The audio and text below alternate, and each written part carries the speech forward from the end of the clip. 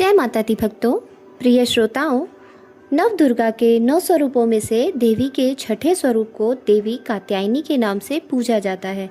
माता कात्यायनी की पूजा नवरात्रि के छठे दिन यानी षष्ठी को बड़े ही धूमधाम से की जाती है। देवी की महिमा को लेकर 2 कथाएं हिंदू धर्म में अत्यंत प्रचलित हैं।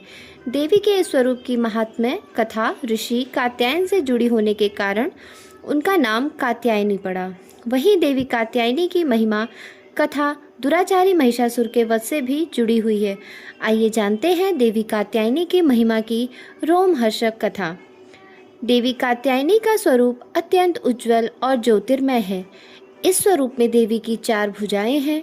इनमें से दाएं तरफ की ऊपर वाली भुजा अभय मुद्रा में है और नीचे वाली भुजा वर्ग मुद्रा में है। वहीं बाएं तरफ की नीचे वाली भुजा में तलवार और ऊपर वाली भुजा में कमल का पुष्प सुसज्जित है।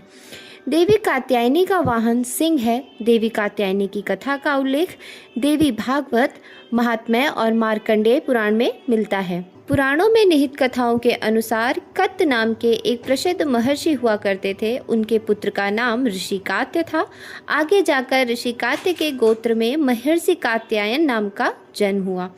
ऋषि अपने तप के कारण विश्व प्रसिद्ध हुए। ऋषि कात्यायन की इच्छा थी कि देवी भगवती उनके घर पुत्री रूप में जन्म ले, इसीलिए उन्होंने कई वर्षों तक देवी भगवती की कठोर तपस्या की। मान्यता है कि ऋषि कात्यायन की ऐसी एक निष्ठ तपस्या से प्रसन्न होकर देवी भगवती ने तब उनकी इच्छा का मान रखते हुए उनके घर में जन्म लिया। ऋषि कात्यायन की पुत्री होने के कारण ही देवी भगवती देवी कात्यायनी कहलाई। महर्षि कात्यायन के बड़े प्रेम से देवी कात्यायनी का पालन पोषण किया था। कुछ समय पश्चात देवी पृथ्वी पर दुराचारी महिषासुर का उपद्रव सारी सीमाएं लांघ रहा था।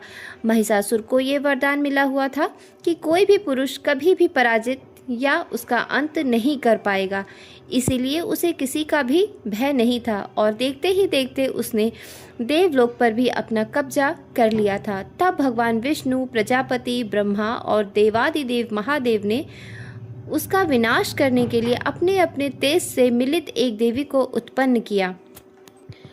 मान्यता है कि महर्षि कात्यायन ने इस देवी की प्रथम विधिवत पूजा की थी, इसीलिए देवी को कात्यायनी के नाम से भी जाना गया।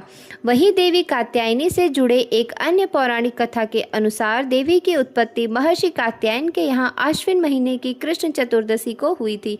इसके बाद महर्षि ने शुक्ल सप्तमी, अष्टमी और नवमी तक देवी के आश्रम में विधिवत पूजा अर्चना की और दशमी को देवी के इस स्वरूप ने महिषासुर का वध किया था। यही कारण है कि देवी के इस स्वरूप को देवी कात्यायनी के नाम से जाना गया था। महिषासुर का अंत करने के कारण देवी को महिषासुर मर्दिनी के नाम से भी पुकारा जाता है। इसके अलावा देवी कात्यायनी से जुड़ी एक और मान्यता यह है कि देवी दुर्गा का यह स्वरूप अमोघ फलदायिनी है। वज्र की गोपियों के करुणावतार श्री कृष्ण को अपने पति के रूप में पाने के लिए कालिंदी यमुना के किनारे देवी कात्यायनी की ही आराधना की गई थी।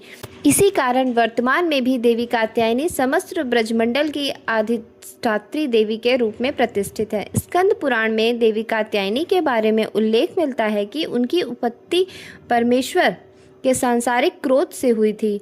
नवरात्र के छठे दिन देवी दुर्गा के इस स्वरूप की पूजा का काफ़ी महत्व है। ऐसी मान्यता है कि देवी कात्यायनी की पूजा में लाल और सफ़ेद रंग के कपड़े पहनना शुभ होता है। मान्यता तो यह भी है कि माँ कात्यायनी के चरणों में अपना सब कुछ समर्पित करते हुए उनकी आराधना करने वाले भक्तों को उनके दर्शन प्राप्त हो जाते हैं। देवी के इस स्वरूप के पूजन से भक्तों में एक अद्भुत शक्ति का संचार होता है। देवी कात्यायनी का ध्यान गोधूली बेला में किया जाना चाहिए। देवी कात्यायनी की आराधना का मंत्र है ओम देवी कात्यायने नमः, अर्थात ओंकार के जैसे निर्विकार स्वरूप वाली देवी कात्यायनी की कृपा व शुभ दृष्टि हम पर बनी रहे। हम उन्हें बारंबार नमस्कार करते हैं। ऐसी मान्यता है कि देवी कात्यायनी को शहद अत्यंत प्रिय है, इसीलिए नवरात्रि के छठे दिन देवी कात्यायनी की पूजा में शहद या शहद से बनी हुई चीज़ों का भोग लगाना चाहिए। देवी कात्यायनी की विधिवत पूजन के पश्चात महादेव की भी पूजा करने की मान्यता है। देवी दुर्गा के कात्यायनी अवतार की कथा हमें यह सिखाती है कि अगर भक्ति और संकल्प सच्चा हो तो परम प्रकृति की कृपा सदैव बनी रहती है।